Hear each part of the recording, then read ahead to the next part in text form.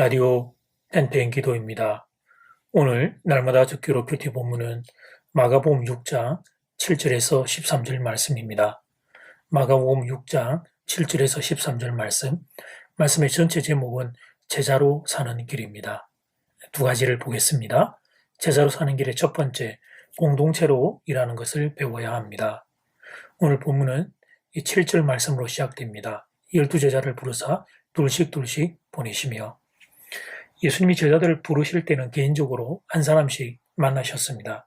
그런데 전도하러 나갈 때는 둘씩 보내셨습니다. 왜 그러셨을까요? 숫자적으로 생각하면 한 명씩 보내는 게 더 많은 팀을 구성할 수 있는데 왜 둘씩 짝을 지어 보내셨을까요? 사랑하는 여러분, 우리가 혼자 나가서 전도한다고 생각해 봅시다. 전도는 쉽지 않은 일입니다. 하다 보면 어려움을 느낍니다. 혼자 하다가 지치면 슬그머니 혼자 집에 오면 그만입니다. 그러나 두 사람이 함께 묶여서 하다 보면 서로가 위로가 되고 격려가 됩니다. 그러니까 주님이 두 사람씩 짝을 지어 보내신 것은 연약한 인간들을 돕기 위한 주님의 지혜였던 것입니다. 예수님은 우리들 인간의 연약한 실체를 너무나 잘 아십니다. 그래서 공동체를 이루어 더불어 함께 일하는 방식을 가르쳐 주십니다. 그리고 주님의 이 방법에는 제자들이 인격적 성숙을 기대한 마음도 숨어 있었습니다.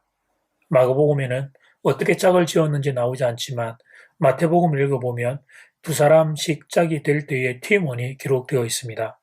예를 들면 안드레와 베드로가 짝이 됩니다. 여긴 그래도 괜찮았을 것입니다. 두 사람은 형제였으니까요. 그러나 어울리지 않아 보이는 짝도 있습니다. 시몬과 유다. 시몬은 아주 격렬한 열심당한 출신입니다. 예수님의 제자가 된 다음에도 특별한 열심을 보였던 제자입니다. 그러나 가룟 유다는 배신자입니다. 유다와 시몬의 짝은 희한한 짝이었을 겁니다. 시몬이 고민 많이 했을 겁니다. 이 유다를 어떻게 가슴에 품어야 할까? 비판적인 유다를 위해 기도하고 그를 다독거리면서 시몬에게 성숙이 일어났을 겁니다. 그렇게 제자들은 공동체를 통해 인격적인 성숙이 일어나게 됩니다. 사랑하는 여러분, 주님이 의도하는 교회는 공동체입니다. 크기와 규모가 아닙니다. 물론 교회는 부흥하면 정말 좋은 일입니다. 그러나 주님이 꿈꾸시는 교회는 단지 크기에 있는 것이 아닙니다. 온전한 공동체, 그게 주님이 꿈꾸시는 교회입니다. 그래서 성도인 우리가 함께 일하는 것 배우기 원하십니다. 나 한 사람의 뛰어난 실력으로 어떤 성과를 내는 것보다 더불어 함께 가는 법 알기를 원하십니다. 사랑하는 여러분, 예수님의 제자가 된다는 것을 그동안 무엇이라 생각하셨습니까? 뜨거운 열정으로 정신없이 일하는 것을 예수의 제자라고 생각하셨습니까? 예, 그것도 나쁜 일은 아닙니다. 그러나 성경은 다르게 말하고 있습니다. 나 혼자서 전도한다. 나 혼자서 교회를 바꾼다. 이것도 좋지만 예수님은 다르게 말씀하십니다. 공동체로 일하는 법을 배우라고 말씀하십니다. 더불어 함께 일하는 법을 알아야 한다 말씀하십니다. 그것이 예수의 제자로 사는 첫 번째 길입니다. 두 번째, 예수님의 능력을 신뢰해야 합니다. 예수의 제자로 사는 두 번째 길은 예수님의 능력을 신뢰하는 것입니다. 8절 말씀, 명하시되 여행을 위하여 지팡이 외에는 양식이나 배낭이나 전대의 돈이나 아무것도 가지지 말며, 이어지는 9절 말씀, 신만 신고 두벌 옷도 입지 말라 하시고 두 가지만 가지라고 하십니다. 지팡이와 신발. 이것은 팔레스타인의 지형을 이해해야 합니다. 예루살렘은 언덕 위에 세워진 도시입니다. 해발 750m나 되는 고지대에 건설된 예루살렘에서 버스를 타고 30분 정도 내려가면 사해바다에 도착합니다. 그런데 사해바다는 어떻습니까? 바다의 표면에서 밑바닥까지 398m나 내려가는 세계에서 가장 낮은 지형입니다. 그리고 그 가장 높은 곳과 가장 낮은 곳 사이에는 사막이 펼쳐집니다. 유대인들은 이런 데를 왔다 갔다 하는 겁니다. 쉽게 말해 지형이 보통 험한 것이 아닙니다. 사랑하는 여러분, 이런 곳을 다니려면 뭐가 필요하겠습니까? 지팡이가 필요하고 신발이 필요합니다. 등산을 생각하시면 됩니다. 저는 등산을 잘 모르지만 신발과 스틱은 등산을 위한 최소한의 준비입니다. 그래서 지팡이와 신발을 말씀하신 것입니다. 그 땅에 다니기 위해 필요한 기초적인 두 가지를 말씀하신 것입니다. 그러면 나머지는 어떻게 하라는 것입니까? 그렇습니다. 나를 믿으라는 것입니다. 나를 의지하라는 것입니다. 예수님이 때를 따라 돕는 은혜로 채워주시겠다는 것입니다. 예수의 제자가 되어 복음 증인의 삶을 살면 주님이 도와주시겠다는 것입니다. 사실 당연한 이야기입니다. 예수의 제자들은 예수님을 믿고 따르는 사람들입니다. 예수님의 말씀, 예수님의 생명을 믿고 따르는 사람들입니다. 그러니까 다 앞서도 예수님에 대한 믿음이 필요합니다. 그런데 가만히 생각해 봅니다. 예수님의 이 명령을 받은 제자들의 마음이 그때 어떠했을지를. 두려움과 염려가 그들에게 있었을 것입니다. 누구보다 자기들이 자신이 어떤 존재인지를 잘 알았습니다. 사오정 같은 사람들이었습니다. 예수님의 기적을 볼 때마다 깜짝깜짝 놀라는 어린애 같은 존재들이었습니다. 내가 그렇게 약해도 파트너가 강하면 그러면 파트너에게라도 기대어 보겠는데, 그런데 옆에 짝꿍을 보니 그 인간도 나랑 수준이 똑같은 것입니다. 그러면 도대체 누굴 믿고 복음을 전하러 그리로 나가라는 말입니까? 그래서 그들에게 필요한 것은 예수님에 대한 믿음이었습니다. 앞으로 살면서 제자들은 수많은 장애물 앞에 서게 될 겁니다. 환경의 어려움, 핍박과 박해, 심지어는 죽음의 위협 앞에도 서게 될 겁니다. 그 모든 순간을 이길 수 있는 방법은 한 가지뿐이었습니다. 그것은 예수님을 믿는 것이었습니다. 예수님의 말씀을 신뢰하는 것이었습니다. 예수님이 보이지 않는 순간에도 주님은 지금 나와 함께 계심을 믿고 주님의 말씀을 붙잡고 사는 것이었습니다. 그래서 주님이 지금 제자들을 훈련시키는 것입니다.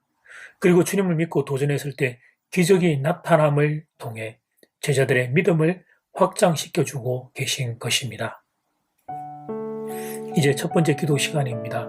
받은 말씀과 개인 기도 제목을 가지고 함께 기도하는 시간입니다. 이 시간 다 함께 마음을 모아 주님 앞으로 나아가겠습니다.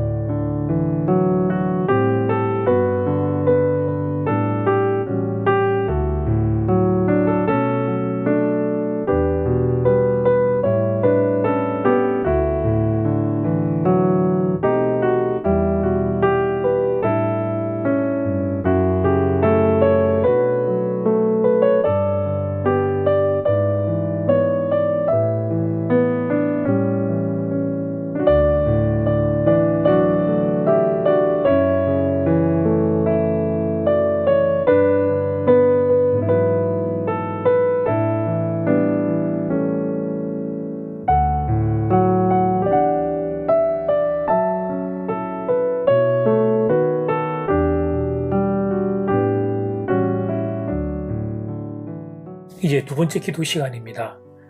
제자로 사는 길이 오늘 말씀의 제목입니다. 작은 일본 공동체로 일하는 걸 배워야 합니다. 더불어 함께 일하는 법을 배워야 합니다. 작은 일본 예수님의 능력을 신뢰해야 합니다. 어떤 위협 앞에서도 주님을 신뢰하며 걸어갈 수 있는 그 믿음이 있어야 합니다. 이 시간 다 함께 마음을 모아 기도드리겠습니다.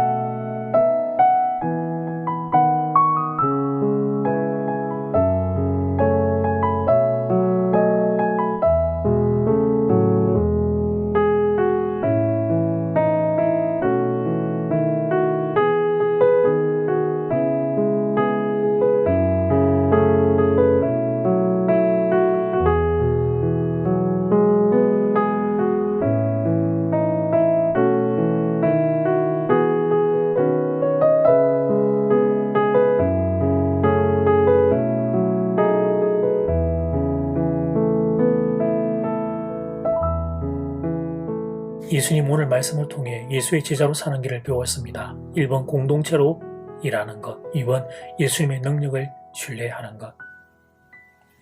우리에게 사랑하는 성도들에게 하나님의 은혜가 임하기를 소원합니다.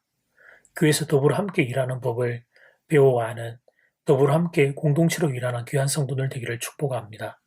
예수님의 능력을 신뢰하는 사람들 될 수 있기를 축복합니다. 예수님을 믿고 모든 장애물들을 그렇게 극복할 수 있는 하나님 믿음의 용사들 될 수 있도록 은혜 더하여 주시옵소서. 예수님 이름으로 기도드립니다. 아멘. 이제는 각자 개인적으로 기도하시면 되겠습니다.